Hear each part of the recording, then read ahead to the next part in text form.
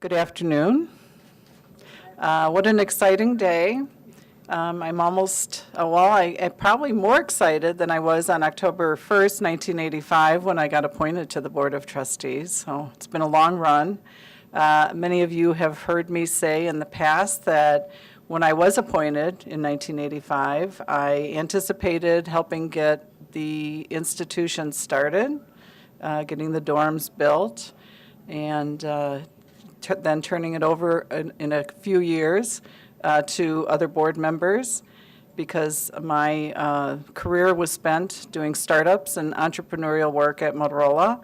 And I thought, well, I'll give it a couple years and set it on its way. And I still feel like every day is a new day at IMSA. Every opportunity for all the things we want to do present itself in various ways, and I feel that today definitely is a new dawn for us.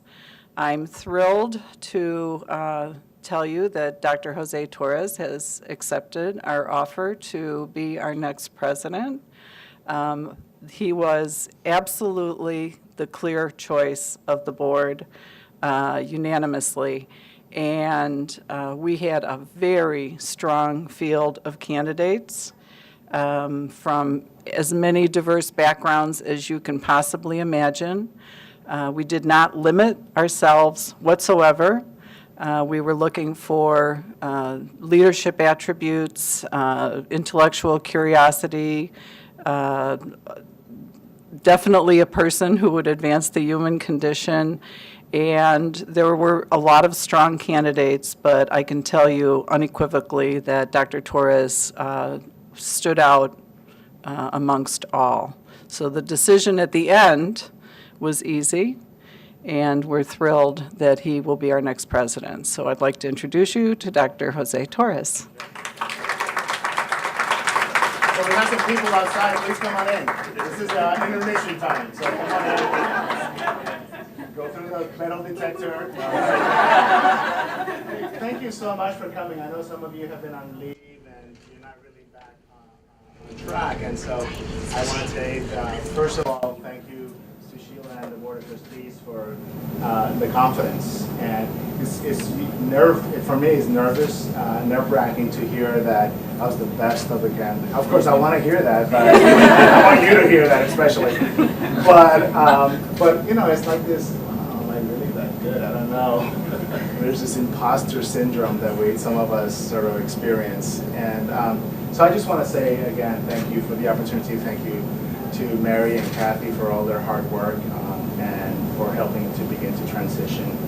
To tell you the truth, today and just I think a couple of days last week were the first times that after preparing for the interview that I was really dedicating a lot of time to this. As we're doing this, I'm actually opening schools for 40,000 students. August 18th is our first day of school.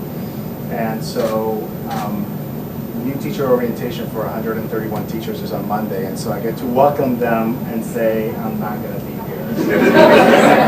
This morning, I talked to 40 elementary school principals because they were meeting today, and of course they were getting the information in the email, but if they were there, it didn't make sense just not to address them. And so it's tough when you work for 6 years, and like many of you, this is not a job that you use work at. It's something that you give yourself to, and so it's not just 6 years. It's part of your life. And so I have two things that I wanted to share with you, and that is, one thing is story, and the other one is service.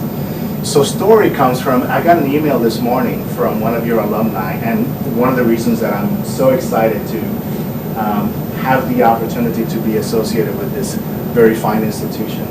And some of you, I'm sure, will know her. She says, "Dear Dr. Torres, congratulations on your new appointment. My name is," you'll know her, "Sabrina Gonzalez Pesterski." And this is what's thrilling about this. A 21-year-old PhD candidate in high-energy theoretical physics. I am the first female to graduate #1 at MIT Physics in at least 20, if not 150 years. And you have an amazing opportunity. If you ever need any advice, don't hesitate to ask. I think your shoes. special when she was saying that. IMSA 2010. And then I almost missed it. She said, P.S. You were an area instruction officer when I was finishing it up K-8 at CPS, Chicago Public Schools, small world. Our chief, Ronnie Duncan, still writes. And so story for me is really important. You know, this is the story, right? The story of taking a very talented person and become Olympic level, world class level. And so that is thrilling. That's a great opportunity for me. And services, I don't worry this kind of stuff. I mean, I wouldn't say another word for it, but this morning, one of the assistant principals in tears kind of said, hey, I want to give this to you. We did this at our church, and what you're doing is serve. You're going to go somewhere else to serve. And so, and I thought, how appropriate, because, well, I don't ever describe myself as a servant leader from that whole thing. I am that way, but I don't, when people say, describe your leadership, I don't ever, for me, it's too lofty of a goal to say, I'm a servant leader. I'm too selfish, and I know some of my own tendencies. But I do want to just say that those two things, stories, I'm going to look for stories from you, because I think people relate to that.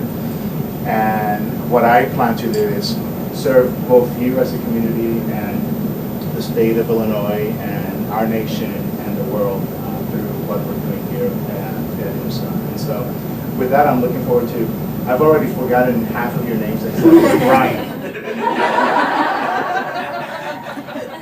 But no, I met a few of you, and I look forward to getting to know many of you. And with that, thank you again. Thank you for the opportunity again. Thank you, Sheila, for the opportunity, and I look forward to getting to know all of you in a much deeper level as well.